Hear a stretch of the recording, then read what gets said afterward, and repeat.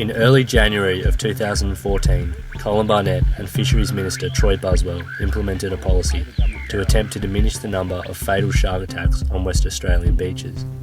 The policy was a response to 7 deaths from 2010 to 2013 and focused on reducing shark population by the use of 72 drumlines to bait and hook large sharks in West Australian water. We went to Cottesloe Beach to ask some members of the public on their thoughts regarding the cull and sharks in general. No, I don't support it. I think that the sharks belong in the sea and we belong on the land, and just leave them alone. So I don't think the shark cull's a good thing. I think sharks do their thing, we do our thing. We've got to think of our future and our children as well. Can you imagine if it was one of your children that got taken by a shark? So that's how I feel anyway. So I'm for it, and I'm just really concerned because we need to feel safe if swimming in the water. It is clear that the fear of the public and hysteria surrounding the topic is a major influence in fueling the shark debate. Good evening. 6,000 protesters have rallied at Cottesloe Beach against the state government's Shark Cull plan.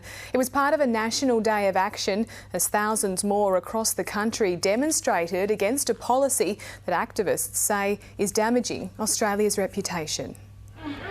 6,000 Western Australians poured onto Cottesloe Beach today for the biggest anti-shark cull rally the state has ever seen. Protesters came armed with homemade placards and the Premier was on a hook of his own. But the vocal crowd wasn't relying on signs alone to get their message across. The reality of the controversial policy hitting home for some. Please just change the policy. We turn to Peter Sprivelis for an expert opinion. He's the Professor of Emergency Medicine at UWA and has done some significant research on shark bite patterns. He has also wrote an article titled, "What's the real risk of being bitten by a shark in Western Australia?" Okay, well, I think there are a number of factors that make a government make a decision to do something as controversial as that the shark cull proved to be. The factors that they would be considering are, first, what they genuinely think the risk to public safety is on the basis of the best information they have.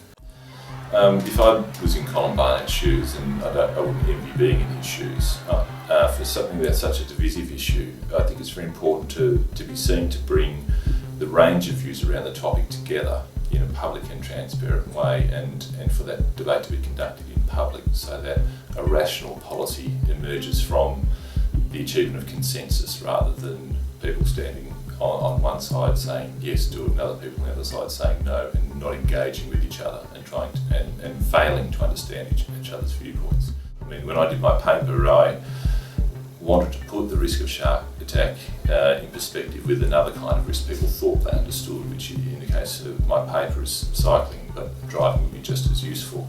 The difference, I think, is that rightly or wrongly, people perceive they're in control when they're behind the wheels or behind the handlebars of a vehicle. So even though the risk is much higher, their feeling of risk is much lower. Whereas when you're talking about a creature that people are very ignorant of, there's a lot of images out there which are very frightening. Paul de Gelder survived a shark attack in 2009 and is openly and completely opposed to the cull, saying that they're not our sharks to kill and they are definitely not Colin Barnett's sharks to kill. Epitomising his opinion is his statement, "It's a wild animal and you want to kill it for doing what it does." Leaked documents revealed that the fishermen are being paid $610,000 for 107 days of work, setting and maintaining drumlines. Scott Coughlin is a fishing journalist, Western Australia chief fishing writer, and part owner of WA's fishing magazine, The Western Angler.